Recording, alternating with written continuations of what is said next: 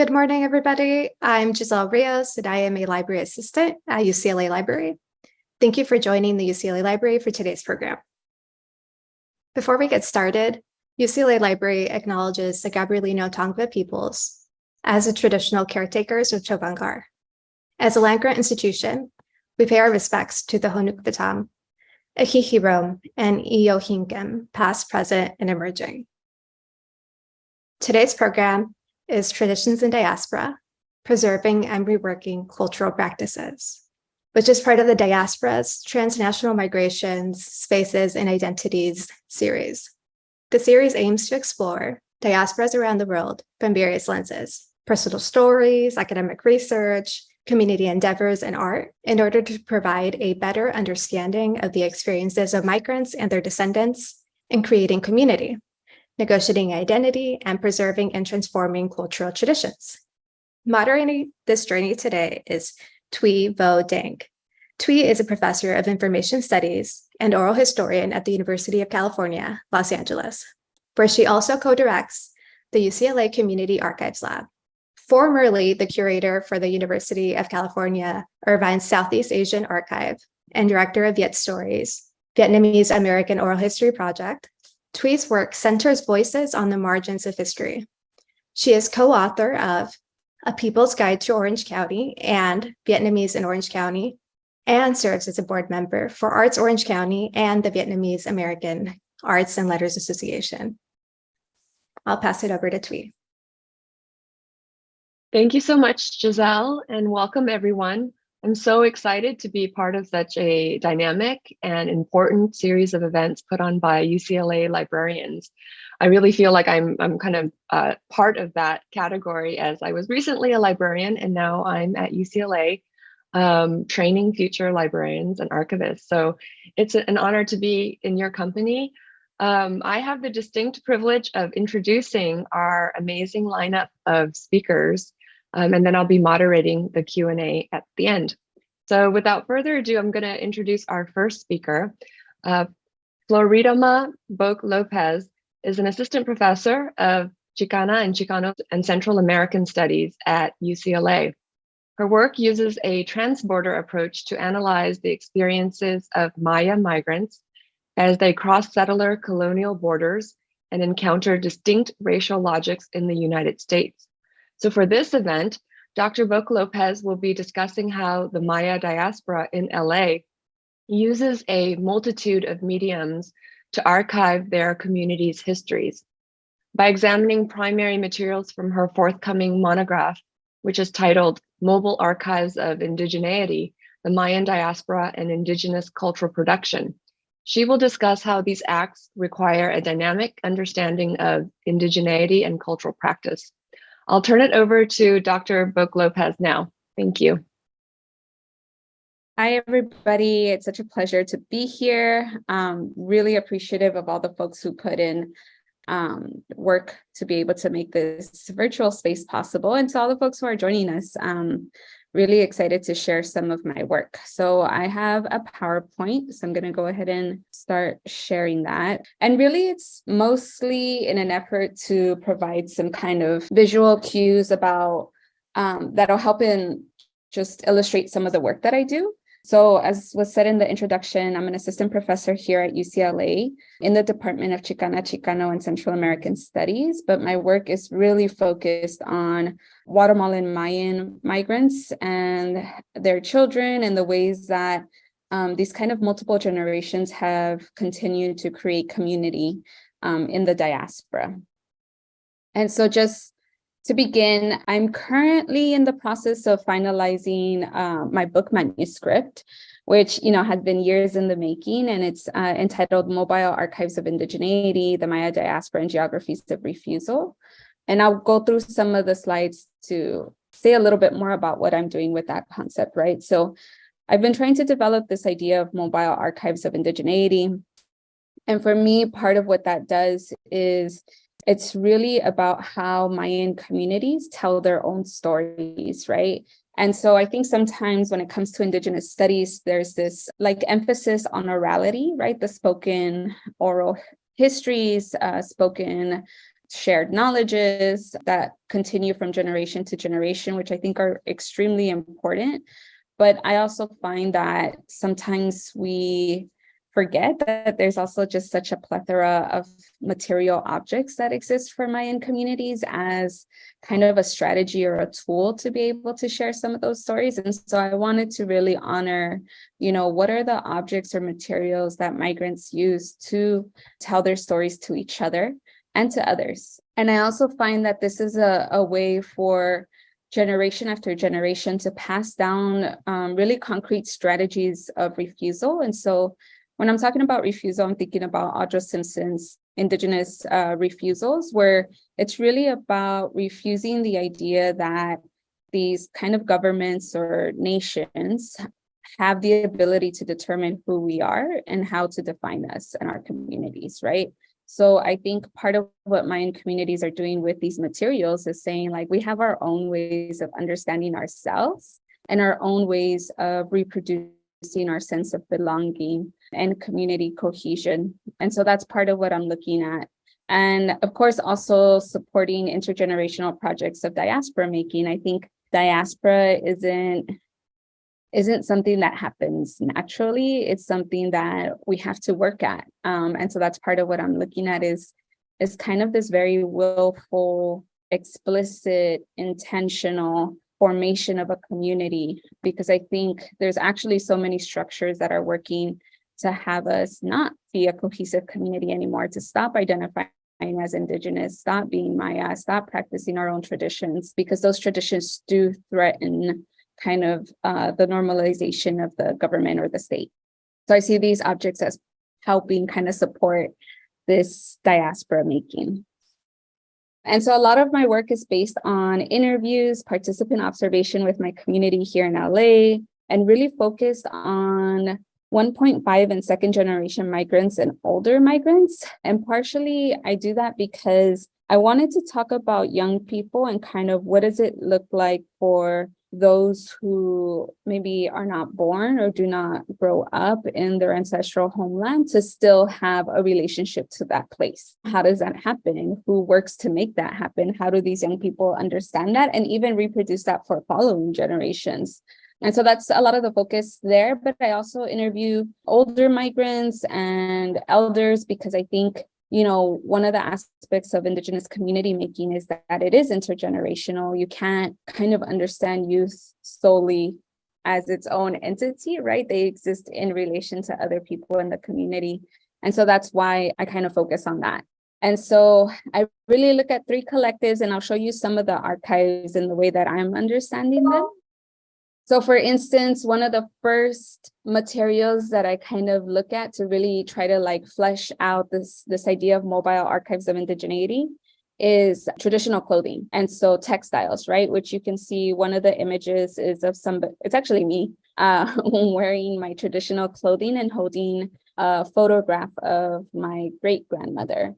And so I really look at these, and I'll talk a little bit more about them if I have the time, as sites of refusal because they sustain kind of our own sense of geography, right? So one thing about Guatemalan Mayan clothing, for instance, is that it varies from town to town or regionally. And that's actually one of the ways that we tend to recognize each other as coming from the same place, or even as being Mayan, but coming from a different place, right? So when I see somebody wearing the particular textiles of my community, I know immediately that they're from my community, right? And there's no verbal cues there. It's really all based on these visual materials and objects. And so I look at that, and also the way that these materials require kind of intergenerational relationships, especially among those gendered as women or femmes. And so you could potentially go to a store and just buy textiles, right? But a lot of times knowing how to wear it, because it's its own kind of entity that doesn't function the same way as Western or colonial clothing. So knowing how to wear it, knowing where to buy it, how it's made, and its significance all requires kind of the knowledge of our elders, right? And this is a knowledge that has not been sustained by any type of colonial institution. It's really been from the community itself. And so I look at that as one of those archival kind of sites of knowledge. And then I also look at things like a children's coloring book that was produced by a youth collective here in Los Angeles, and the ways that that book kind of engages with the really difficult history of violence, but also of a sense of belonging, of being able to find each other in diaspora. And then I also look at a youth photography project that took place here in Los Angeles, where young Guatemalan high school age girls were able to photograph Mayan women and kind of have an exchange with them. And then I also look at some of the organizing that's happening around migration in our homeland, right? Because a lot of people are also being deported. And so this whole diaspora making also has a very transnational aspect to it that doesn't just flow from the homeland to the site of migration, but also flows in the return, right? So I try to look at all of that. And so I just want to talk a little bit about the context of Guatemalan migration, right? So migration, or especially for Guatemalan Mayans, is relatively recent in the sense that, unlike, for instance, Mexicans, where Los Angeles used to be part of Mexico until it became part of the United States, we're a more relatively new kind of migration group. So we started migrating in the 60s and the 70s, and it's only continued to increase to this very day. It continues to increase even now. And part of the challenge with that is that, you know, in Guatemala, there's a certain kind of racial hierarchy, right? Where you're indigenous or you're Latino, or you're even more part of like an elite.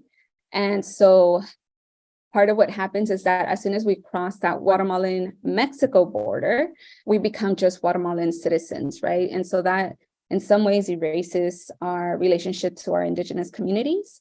And then when we come to the US, we get classified as just Latinas or Latinos who aren't always understood as indigenous people. And so that's part of why I think these archives are so important in the making, not of a Latino diaspora, not even of a Guatemalan diaspora, but particularly a Mayan diaspora. And I think it's also important to note that our diaspora really emerges out of a context of violence because of US intervention, because of US corporate interest and governmental interest as well. Guatemala's short period of having a democratically elected president was ended through US intervention. And so that intervention really created a lot of chaos in Guatemala that eventually led to a 36-year civil war. And during that war, there was also a particular genocide committed against Mayan people, right?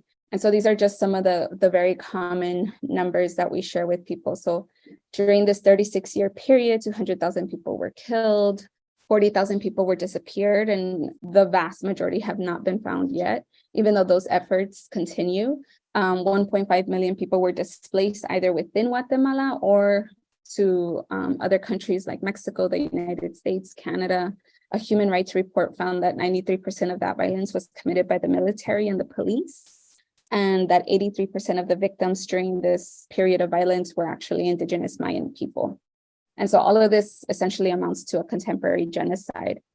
And so part of what I talk about with archives and this politic of refusal is that really the violence, the erasure, the exploitation that Mayan communities are trying to refuse here in the US is actually first created in Guatemala, and it's only intensified when they have to come to the US in order to survive, right? And so there's a continuity there that I tried to trace. And so a lot of what I'm talking about with mobile archives of indigeneity is built around ideas of settler colonialism and critical indigenous studies, and really looking at the ways that we understand ourselves and each other. So for instance, you know, the textiles are really interesting because part of what I'm trying to do is challenge this idea that archives only exist in or are only produced through an engagement with institutions, right? So museums, universities, very colonial institutions that have actually caused like a lot of harm in our indigenous communities. But it's only in that engagement that these become considered archives, right? Or as documents of history. And so part of what I'm arguing is that these are actually archives that are maintained and sustained in our own community, right? Through our own institutions of of matriarchy, of valuing the knowledge of women, especially grandmothers. And so a lot of times what happens with these textiles is that they're kind of thrown in museums and there's no real knowledge about, one, who made it, and two, what it means, and specifically where it comes from, right? And so this ability to be able to read these textiles is a knowledge that still exists in our communities. So I always like to juxtapose these two, because the bluer textile is actually from a community that's around the lake. That's why it's blue, right? And then the bottom one is from my community, which is a super mountainous region. And that's kind of part of that geometric shape that you see woven into the textile is representing those mountains. And so part of what I'm looking at is really how we continue to survive despite this violence. And I'll just make some closing comments, or let me share one more image actually, so that I can show you all what I mean. So for instance, this image comes from one of the chapters in the book that's focused on the Mayan women in LA photography exhibit. And so part of what I'm trying to kind of communicate, not just to the world, but to other Mayan people, because when I write, I really think about like, this is for my community. I want people in my community to be able to read this, is kind of the strength and the power that exists in our own abilities to archive our histories, right? So for instance, I always like to point out that one, these two women are actually from my community. And I know that just by looking at their clothing, because that's the same traditional clothing style that I use. So I already know where they're from. But what's really beautiful is in talking to the family, I also learned that the skirt that the younger woman is wearing is actually her great grandmother's skirt, right? Which one, I think about just the technological like advancement in thinking and in production to be able to create a piece of clothing that can be worn daily and still last multiple generations, right? And it's just such a contradiction to a lot of like the climate crisis that we're thinking about today around fast fashion, for instance. And so I think that's really powerful. And then two, the fact that this family, despite the displacement they faced from their ancestral community, were able to maintain these materials is so deeply profound.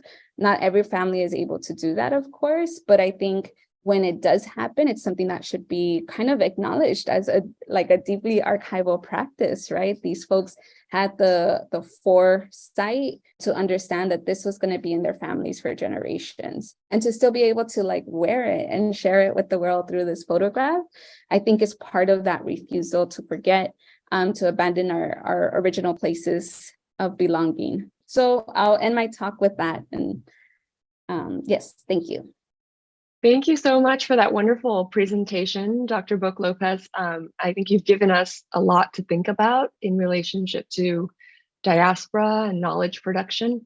I really appreciate your framing and critique of the knowledge production via colonial institutions like museums and archives. So I want to quickly give a shout out to my ethnic studies librarianship students who are in this webinar today. This is normally the time when our class convenes. So they're getting, such a great experience learning from you and the speakers that are coming up next. So now I'd like to introduce our next speaker, Maureen Duru, who is the founder of the Food Bridge. It's a Belgian nonprofit organization with projects focusing on indigenous food cultures and heritage, agro-food entrepreneurship, and food security in Africa and Europe. She's also the vice president of SENCA, a government-funded federation of 86 Afro-Belgian organizations working on socio-cultural and development initiatives. Dr. Duru has a PhD in history from the Vrije Universiteit Brussels, Belgium, or VUB. Her research interests cover diasporas, food, and identity. Her talk today is titled Diaspora Kitchen, a convergence of tradition, innovation, and entrepreneurship. I'll pass it over to you, Dr. Duru. Thank you. Thank you very much for the introduction. And I thank the organizers also for inviting me to be part of this webinar, Traditions in Diaspora, Preserving and Reworking Cultural Practices. It's quite interesting, especially for one that is interested in food cultures and food heritage and how diaspora communities use food to construct identity, to define those that belong within the community and those that are outside the community. I'm now going to share my screen. Yeah. I'm speaking on diaspora kitchens, looking at the convergence of tradition, innovation, and entrepreneurship, because these are all the factors that make it possible for members of the African diaspora in Belgium to have a sustainable food culture, food way in Belgium. My interest in diaspora food and identity started as an academic research. And this has grown to become an important part of my professional and personal life. My research interest started with Nigerians and the Anglophone Africans that are resident in Belgium, especially from the migration of Anglophone Africans to Belgium from the 70s, and the role that food plays in diaspora identity across generations is also something that it's of interest in this examination of the diaspora kitchen. The kitchen, for me, is an important place to look at how food is used amongst diaspora communities, because we are now, it offers the opportunity to look at food at a very intimate environment in a private setting, which is still dynamic, unlike ritual or the ritualistic or formal use of food. Talking about diaspora communities, I need to give a sort of an overview of the migration of Africans to Belgium.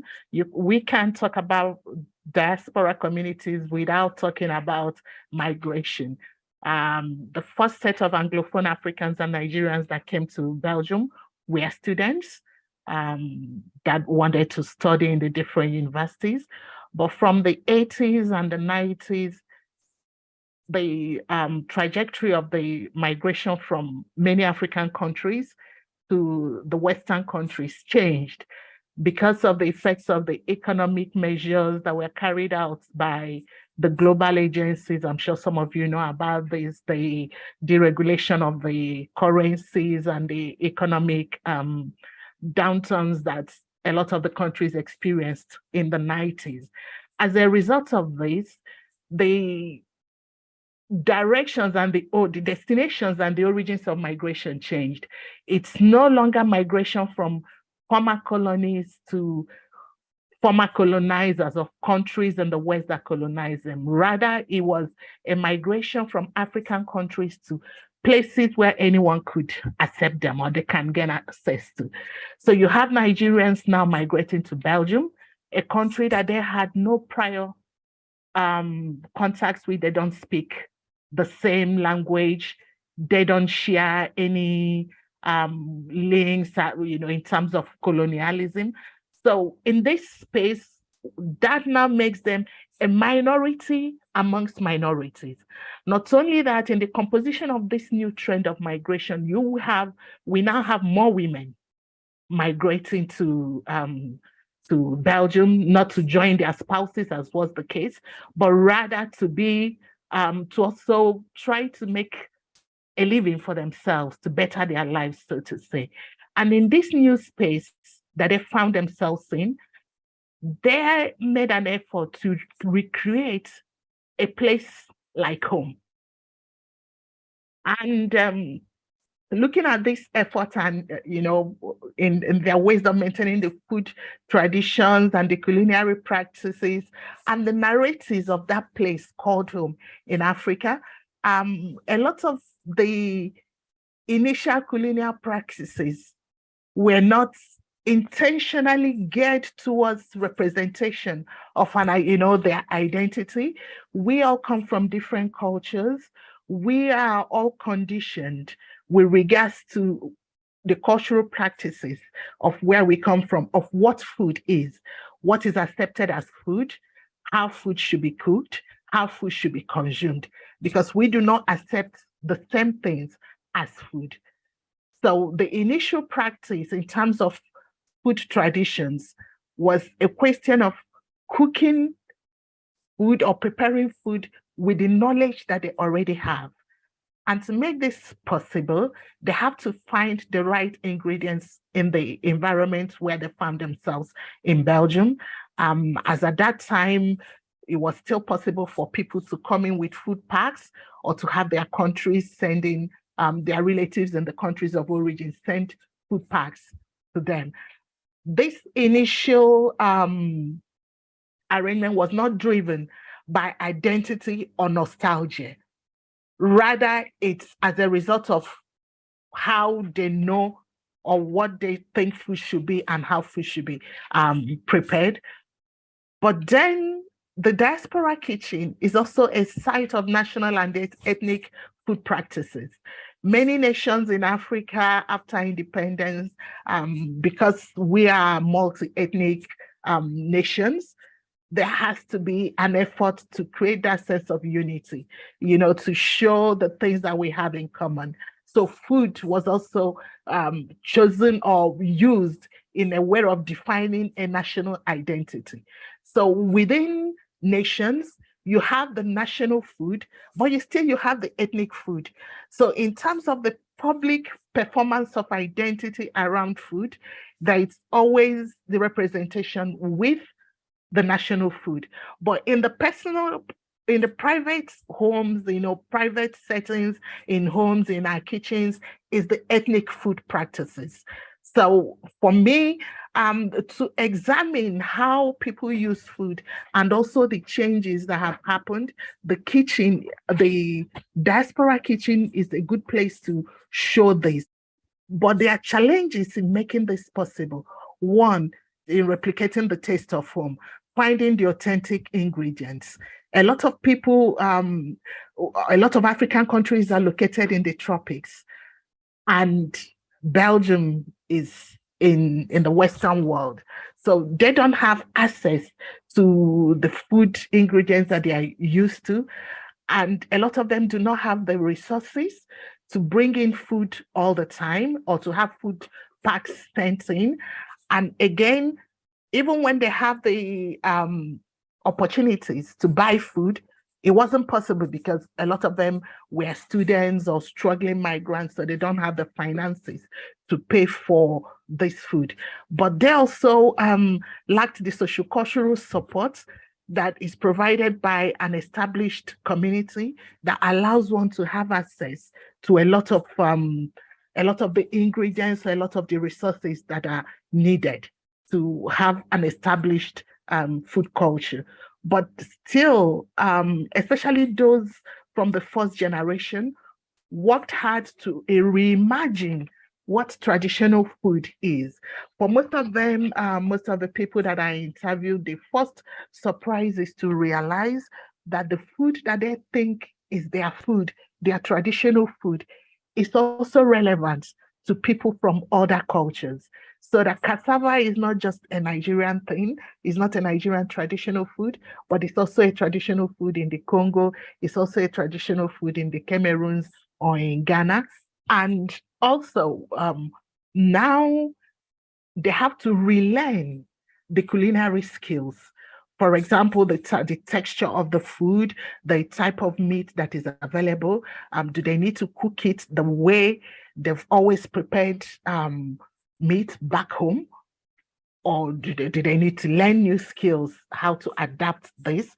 And then again, looking at the picture that I have of the meat products and the tribes, from the countries of origin, these are seen as delicacies, whereas in the new place, these are not valued so much.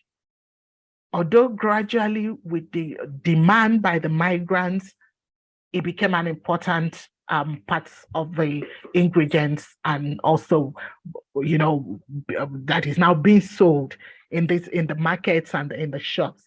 Not only that, if you most of the people that I interviewed, most of the first generation, mentioned the challenges that they had.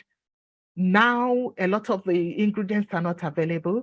They had to create things that have a semblance to what their traditional food is. So although it's not authentic, it's just a representation of, reimagining what their traditional food is or should be, how it should taste. And then also using different types of products. For example, for the fufu, there is the cassava is not there, the yam is not there. So now what they use is different types of potato, flour, rice flour, and eventually yam flour, but not the yam that they're used to in the tropics. And they also have to relearn also culinary skills to be able to use these products to cook or prepare meals that will have some semblance to the fufu which they are used to. And finding alternatives also, like the benefits of, it's also from the benefits of culinary networks. Vegetables were substituted, spinach, which a lot of them prior to migrating to Belgium never used, became the main vegetable even now, because that is a vegetable that can be cultivated, and also they use it to get the same taste of what home food should be. Now, talking about agro-food entrepreneurship and stocking the diaspora kitchen, the complexities of African food traditions and innovation is that, for me, I see it as two sides to the same coin.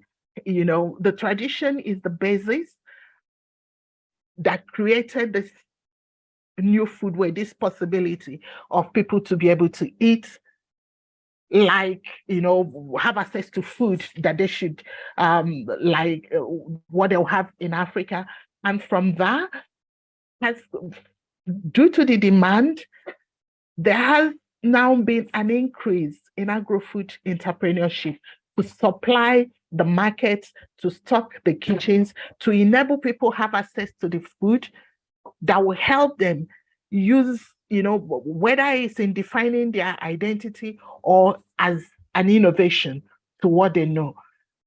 In this, you have the fresh products from different countries. But the thing is that a lot of these products are not of African origin. So actually, in talking about the food tradition, is not tradition in terms of the ingredients, but tradition in terms of the way the food is used. You have products like the gari or cassava, which is a cassava product. None of them comes from Nigeria or the Anglophone countries. Some of them are actually produced in Europe, but they are termed as African food. You have innovation also that has influenced the agro-food entrepreneurship, which was as a result of intergenerational dynamics. You have the younger people that some of them may not be able to speak the language of their parents, but they were brought up eating African food, developed a taste for this food.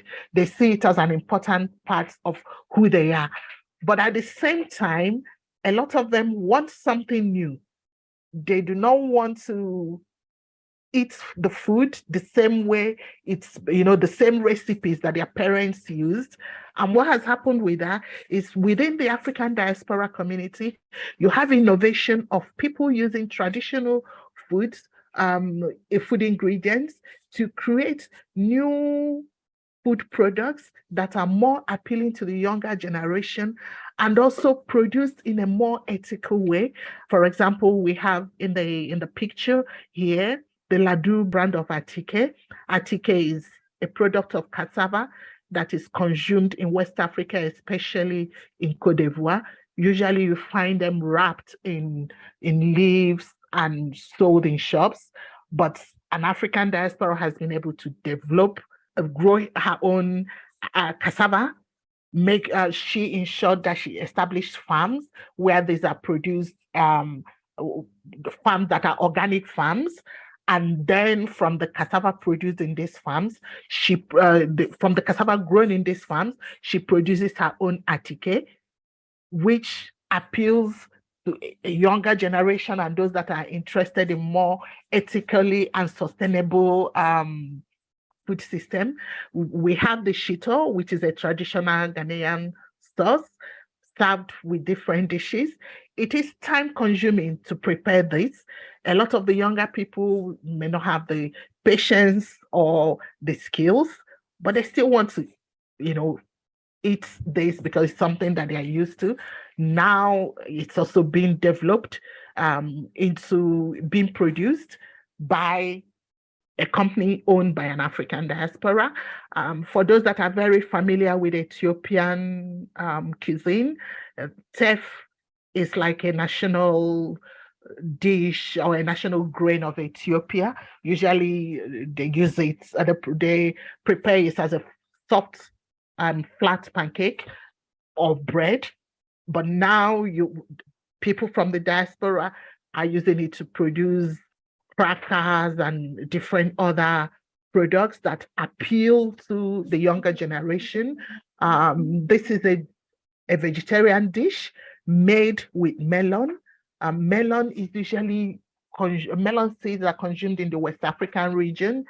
In Nigeria, in Ghana, in Cameroon, it's used to produce sauce and soup. But here they've transformed it into a vegetarian dish, which is also appealing to a group that's where you find a lot of young Africans. Vegetarianism is not something that is very common in Africa because meat has a very high value, but people see potentials in this. As also from the same melon is this bika soup, also developed by a member of the African diaspora. Here is a map showing the origins of the different African food that is consumed in Belgium. As you can see, very few of these products actually originate from Africa. But for African diasporas in Belgium, the authenticity is not defined by the origin of the food products. Rather, is defined by how the food product is used and what it represents. So when many of the things that people term as African food, a lot of other people, also see it as their own food. So it's the learned cultural and culinary practices that makes the food theirs or ours, or enables one to use food to define those that are of the same group and those that are outside the group. Okay, in this slide, I try to show how connected both the traditional food, the food innovations, and agro-food entrepreneurship, how relevant they are in having a sustainable African diaspora foodway in Belgium. Food, like society, is not static, it's continuously evolving. It keeps changing, not just as a result of innovation, but also as a result of people from the African diaspora, including food from even communities outside the African diaspora community. As you can see, the way I try to demonstrate this is to show how interconnected the traditional food is.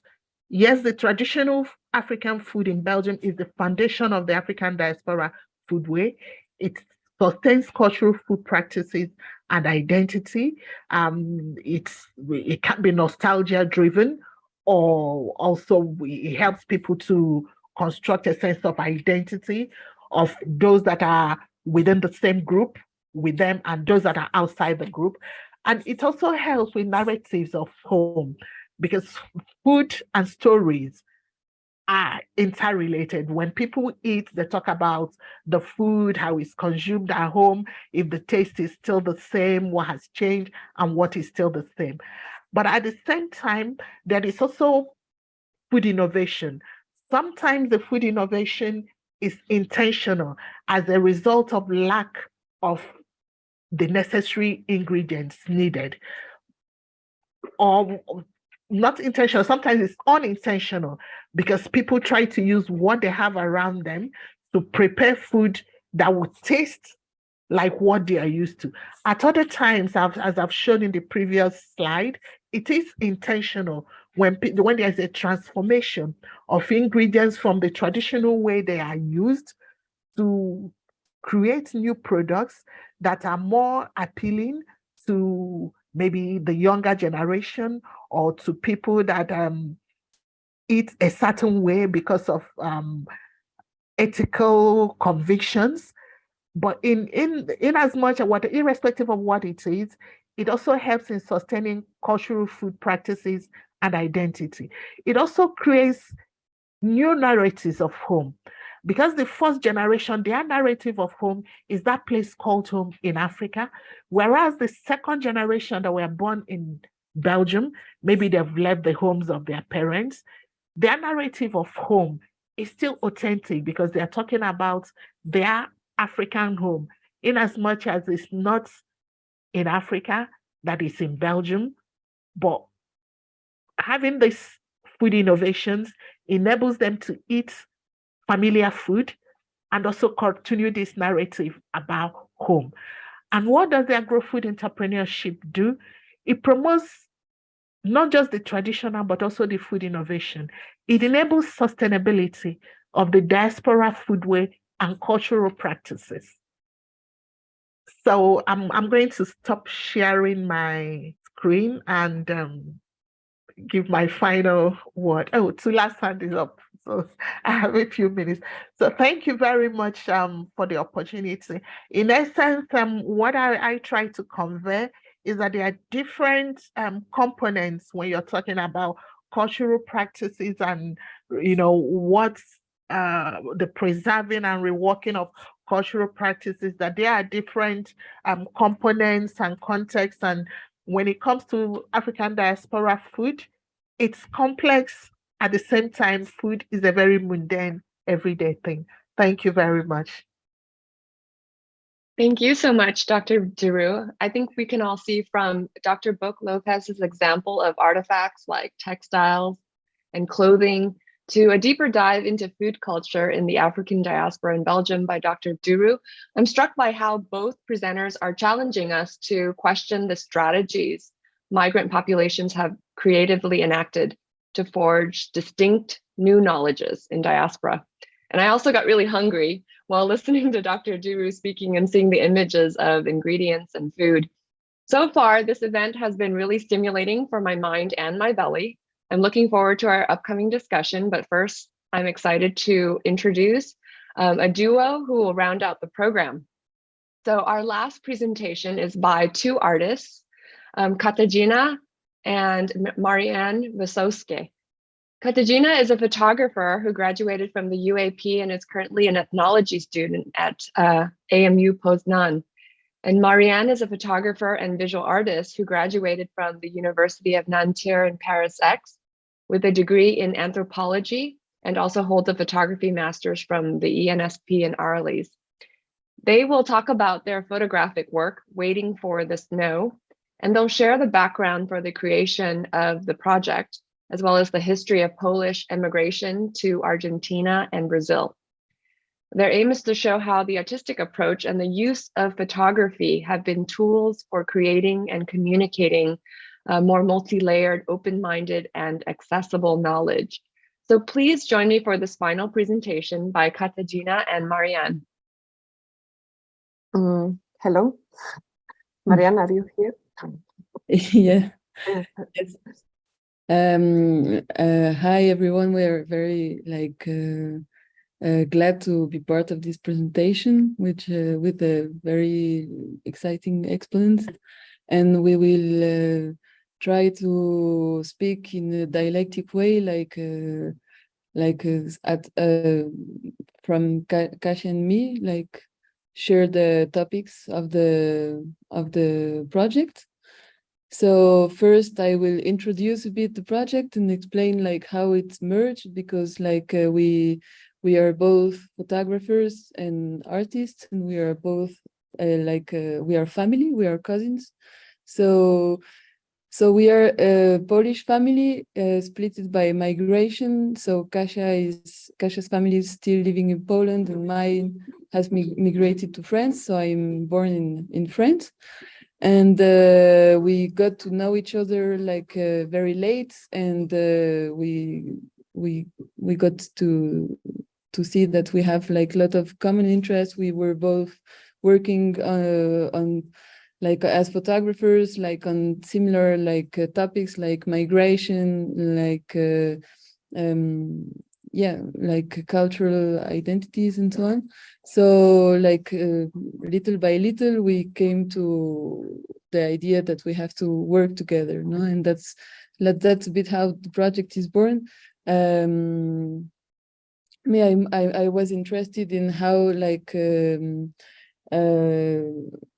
cultural hybridization of identity is possible between like many nationalities, like how the identities is possible to build like without reference to same ground. And Katarzyna was interested by like some more like political issues, that's she will say. Yeah, for me, like one of the inspiration for the project was like this in 2015 in Poland, we had like very strong rising of right-wing government, which was basically winning the elections of anti-immigration propaganda. And I was thinking like how it's possible that such a migratory nation as Polish can have such a negative attitude towards migration. So, and the things that they were constantly repeating in the mass media was like that we cannot welcome any refugees or migrants because they are from different climate, different cultures, different environment, and they will for sure not integrate in here in Polish society, and also they will take over Polish tradition. No, and we started to investigate like basically all the directions of Polish migratory routes through history, and looking at these places where this was the places which were highly different, like they were with different and like different climate, different environment, totally different culture. And this is how we found this massive actually migration to South America, which would be based mostly Brazil and Argentina. And these factors of like to see how after 100 years, because it's migration from 19th and beginning of 20th century, how after 100 years, like this process of later we know more colonization developed, and how these Polish migrants through generations and their descendants created their identity, how they managed to integrate in a way, and maybe it's not so scary as like the leading government promised to be. And now we talk a bit about the historical part of the project. So during our work, or like investigation, but as well as communication, the work we use as the guideline, the route of the migratory route. No, so like while I will show you the presentation, while we talk also about different things, it will be basically more or less these guidelines that you can follow. And so the history background, it's like the migration was from in the end of 19th and beginning of 20th century. And at this time, Poland was under partitions. So like it didn't exist on the map. So it was partitioned between Austro-Hungary, Russia, and Prussia. And due to the feudal system, which which work like that the farmers like and the people from the rural area, they didn't have their own land. They could use the land of their landlords, but they had to like pay them back or in crops or in money or in several different ways, I think. And there was just too much people and not enough land. And it was like a great hunger here in this region. So on the same time, while as we discovered during realization of the project, in Brazil and Argentina, in Brazil, especially after abolition of slavery, they had like this shortage of workers, but also it can be like it's like it can be discussed, no, like, and but as we believe the idea of like making Brazil white and promising lands that was already inhabited by the natives, but considered as like free to give, was given to the Polish, and not only Polish, but also to other European, Eastern European people mostly from the rural areas. And also this dream of like industrialization and like development was like a great factor for like moving this migration from Poland to those countries. So like this is like a bit part of the historical context of the migration that we worked on. Like on this part of the project, we were focused on the situations which enabled this migration. So like our aim was to exchange with anthropologists, historians, Brazilian and Argentinian researchers about this topic, since there are many.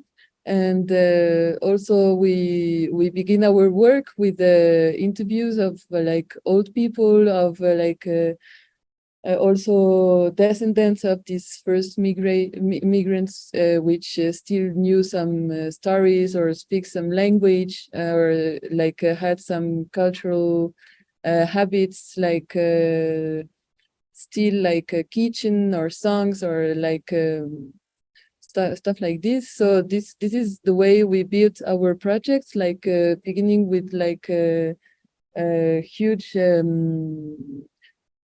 process of collecting stories, testimonies, and researching like persons which lived directly this migration. No, so like we built our work like this, like first with like deep research on like theoretical like documents, like writings, texts, and so on, and then like creating kind of I don't know if it would be proper to speak about like some oral memory, but like at least it's collecting testimonies from the people to work to base our work on those words, no?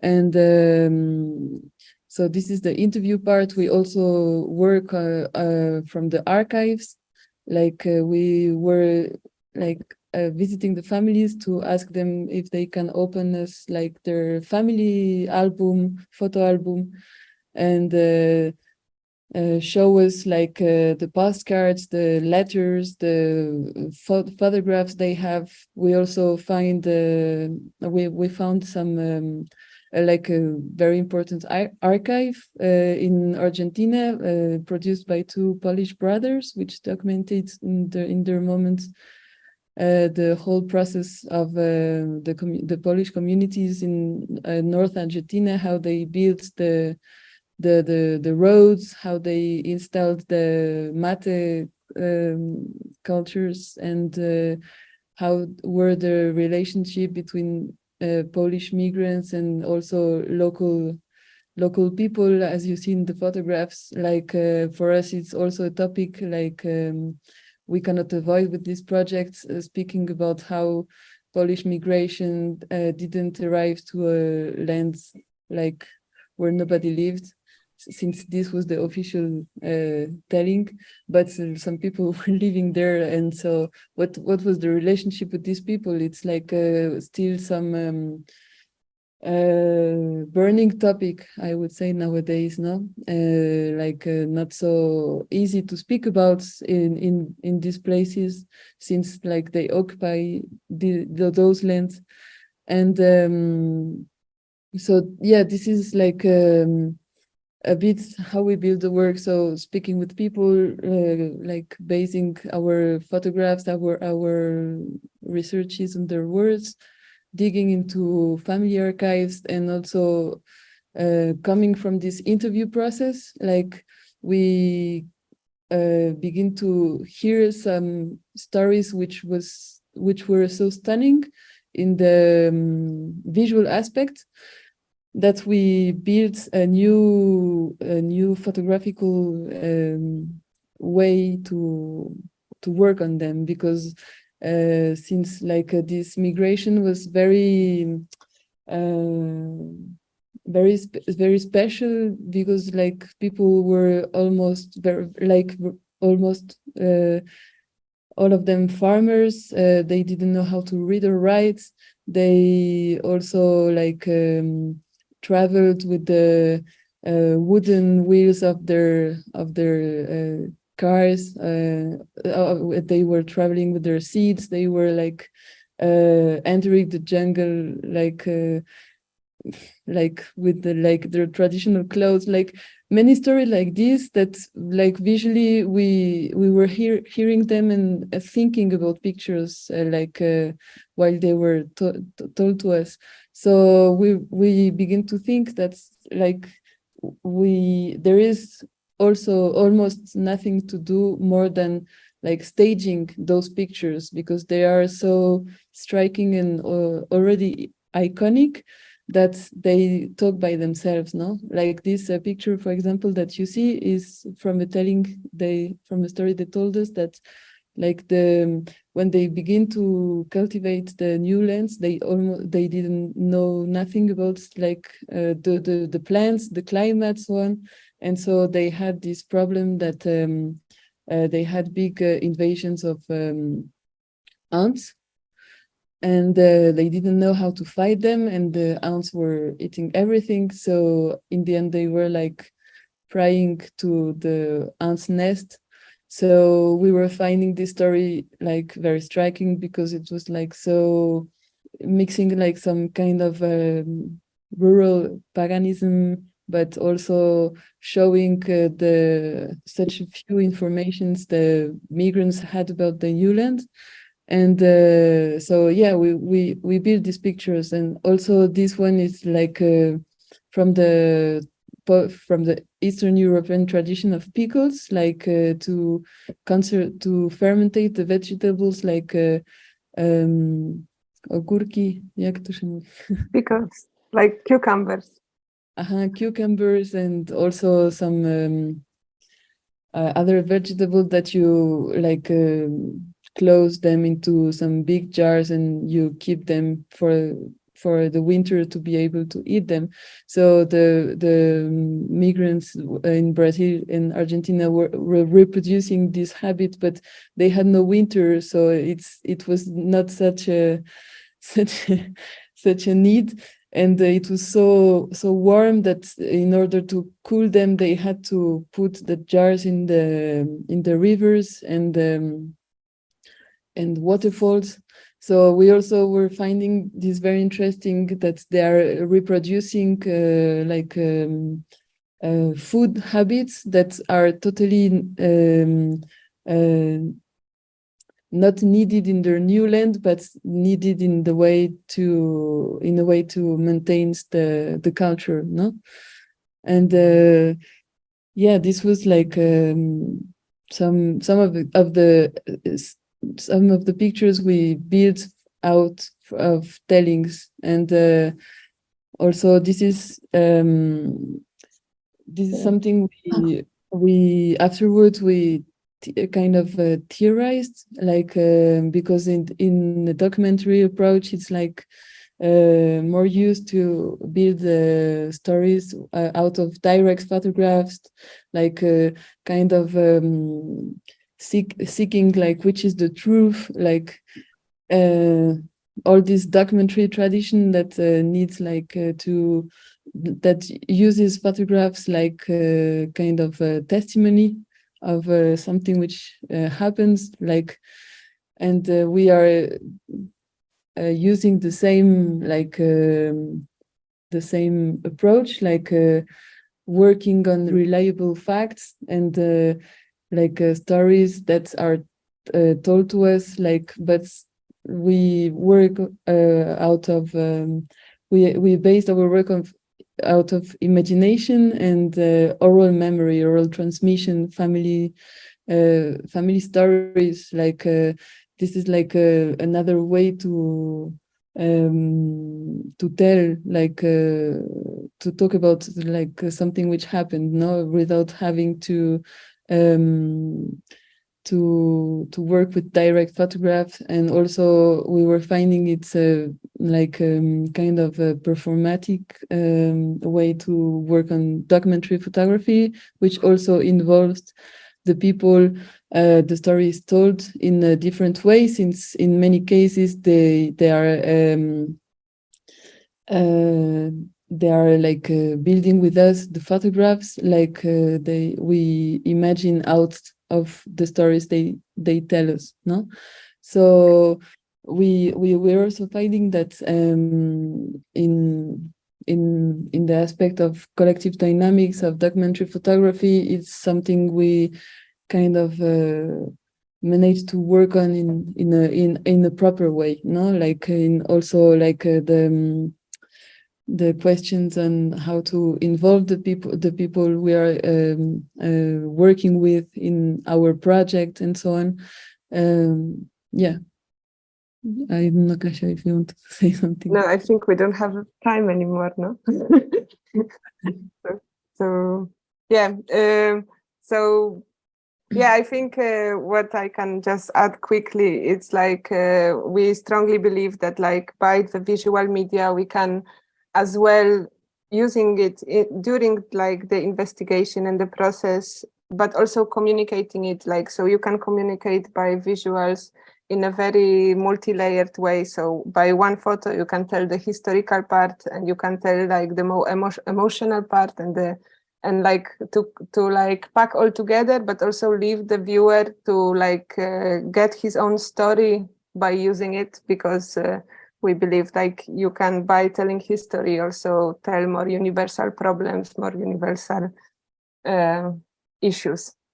So thank you very much for everything. Thank you, Katarzyna and Marianne.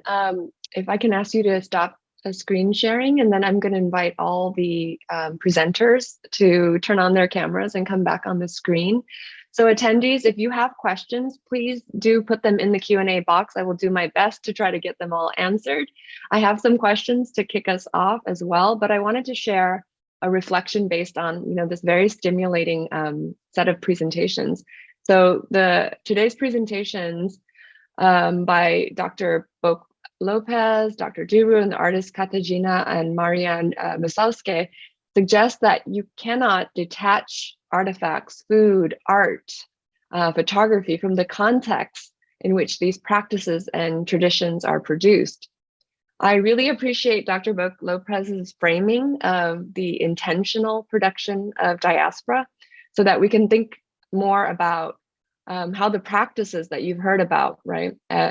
They are complex interplay between both like these violent forces of colonialism that have shaped the context of migration for many people, but they're also the creative and deliberate and sometimes adaptive strategies enacted by diasporic communities to forge their identities and their sense of belonging, their sense of home, their sense of place.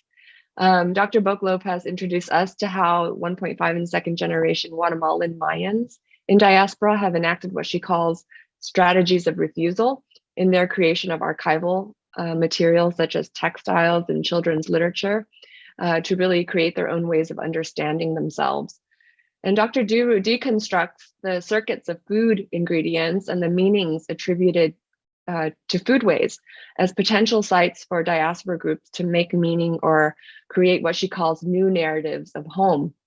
Katarzyna and Marianne Wasowska show us that through their photography and visual art practice combined with archival research and interviews, that the imaginative interpretive work by artists can amplify and illuminate the very nuanced experience of diaspora communities. And I think that really gives us so much to work with here. So I want to ask each of you if you could share your thoughts on how these different contexts of migration that you shared, right? How they serve or how they have served as disconnecting forces, or in some ways forces of erasure or forces of obscuring difference or obscuring, like I think in the context of Dr. Boc Lopez's talk, like the connection to indigenous history, right? How they have really fractured people's identities, and then how do groups respond to that fracturing? And anyone who wants to start can unmute. I can go first. Yeah, I think especially, I mean, we're all talking about kind of displacement, right? A removal from a particular place. I think for Indigenous people, that place is ancestral. And so we're talking about thousands of years of being there, right? Of knowing the water so intimately, but also I think a lot about the sky, right? The fact that stars look different based on where you are on Earth. And some of our stories are related to the stars and their formations and placements in the sky, right? And so I think even when we talk about, in the context of Guatemala, a lot of what's producing displacement, I would say is primarily state violence, of course. Like that's always kind of the colonial foundation for me is this violence has been happening for many, many years. But at least in today's kind of moment, it's a lot of foreign corporations, Canadian corporations, Italian corporations that are going Spanish, right? That are going into Guatemala and creating a crisis because of the extractive kind of industries, right? They're extracting nickel, they're extracting different precious minerals, and the over-reliance even of our society on African palm oil, which is in so many of our products today. And that's also a growing industry in Guatemala that's displacing a lot of communities that because of colonial conditions don't have the title or the deed to their land, right? But they've been there since before the Spaniards arrived. And so that's creating a lot of violence that organizers are really trying to push against. But the response of the Guatemalan government is to criminalize those organizers, right? So they're fighting these like major foreign corporations that have a lot of funding, and the response of the government is to side with the corporations and protect that economic interest. The other aspect that's causing a lot of displacement is poverty, right? Like we're talking, and I think sometimes a lot of people, at least in the US, I feel don't understand this, which is like we're talking about communities that are dealing with malnutrition, right? Like there are still children dying of hunger in Guatemala. And so, when people talk about needing more economic opportunities, it's not about social mobility, it's about survival. And so I think, that decision to leave a land that so deeply and so intimately is an extreme one, right? And so that's part of what's causing that displacement. But I think in the same way, Mayan communities are just constantly working against those structures as well, right? So like I do see, for instance, in the diaspora, among a generation that didn't grow up in their homeland, who know the violence of migration intimately, an effort to want to connect, to support communities so that they don't have to migrate, right? And I think that's part of our diaspora making. So that would be my response. Thank you. Do other panelists? Yeah. In response to the question, I'm going to give a two-dimensional response. One is to note that with regards to food, migration has played an important role in the global food system. A lot of the things that we term as African food was as a result of the European, especially the Portuguese migration to South America, Central America. So we have the manioc now, we have a lot of the products that people claim as African food. And then you also have the influence of colonialism. A lot of the food that was introduced by the colonialists, pastries and wheat-based dishes, which Africans have been reinvented, now giving a touch of, should I say, we've now given the African touch, and it's now been brought back as African food. I give an example of meat pie.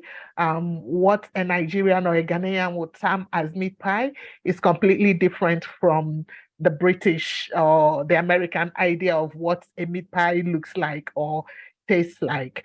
Having said that, migration has always been there and will always continue, irrespective of what the need, what the push factor is. It could be economic, it could be war, it could be displacement, or even in peacetime, people move. Maybe if they're not comfortable where they are or they just want a change. But having, in relation to the diaspora food culture, especially in Belgium, I think that it's quite dynamic and it's sustainable. Why? Because of the sense of identity that it gives to people within the group.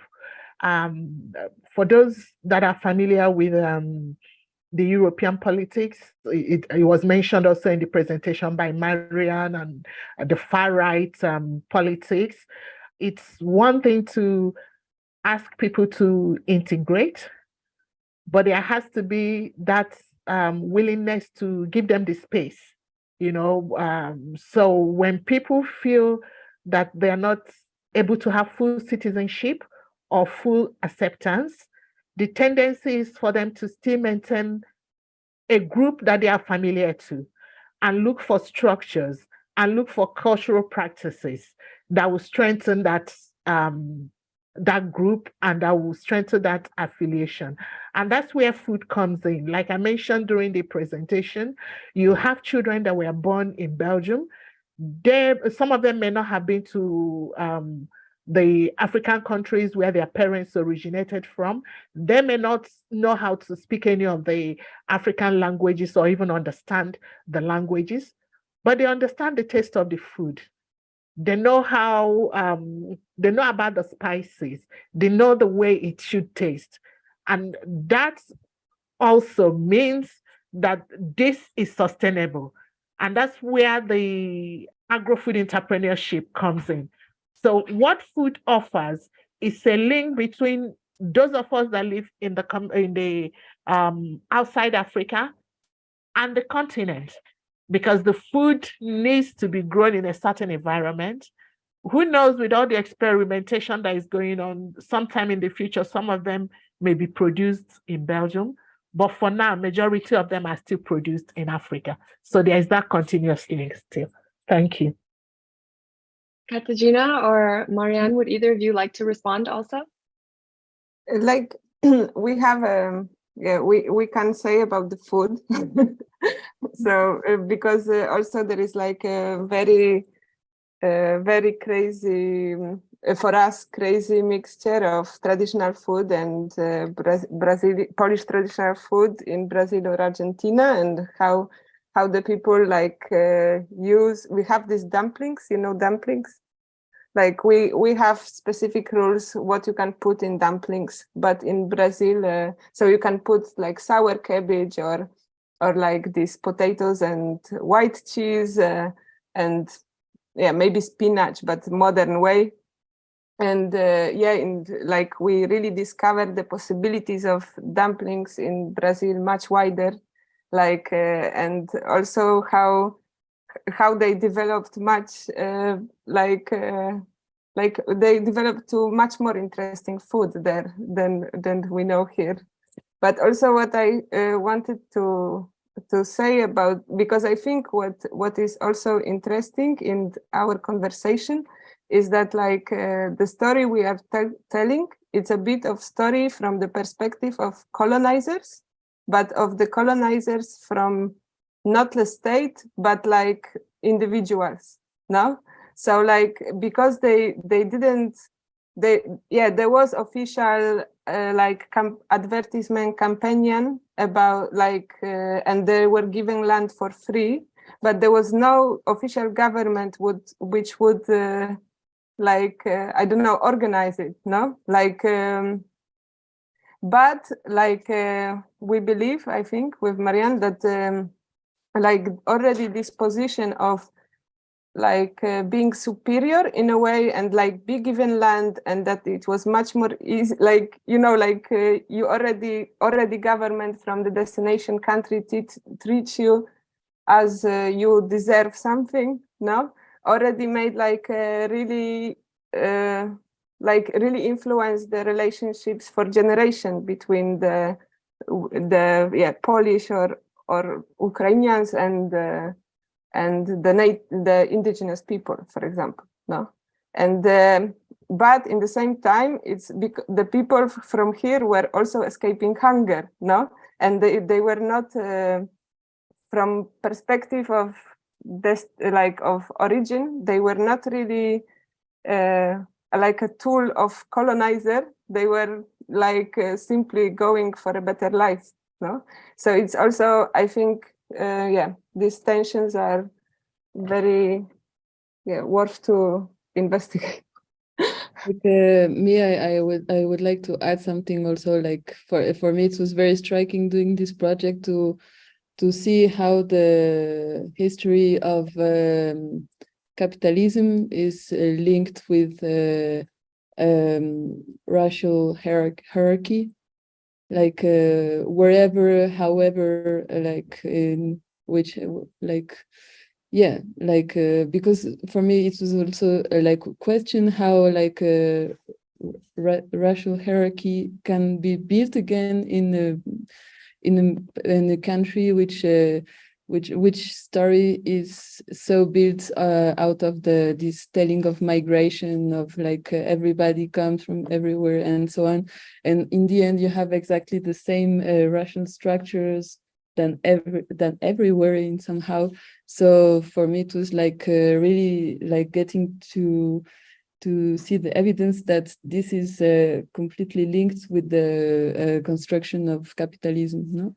And also the second thing I wanted to say is to answer to you, Maureen, about like the place we let to the people to integrate to society, because like I come from French context. I come from like a very mixed neighborhood of Paris. And this is somehow like the motivation I had in this project, like, because I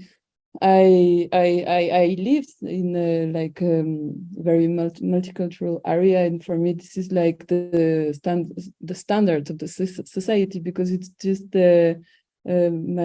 my childhood experience, no? And but like growing and so on, and also like getting sensibilized with like political issues of France, like I can really feel like the lack of space we have in the society for like I don't know, like African migration, like Arabic migration and so on. And for me this is very painful, because it's also like it's like just our society, no? So for me it's a big problem, which also ask some reflections on identity, construction of identity within our societies and so on. So that's a bit like my questions coming to places where like identities passes through another building process, which is not linked with frontiers, borders, or nation state. I don't know how to say.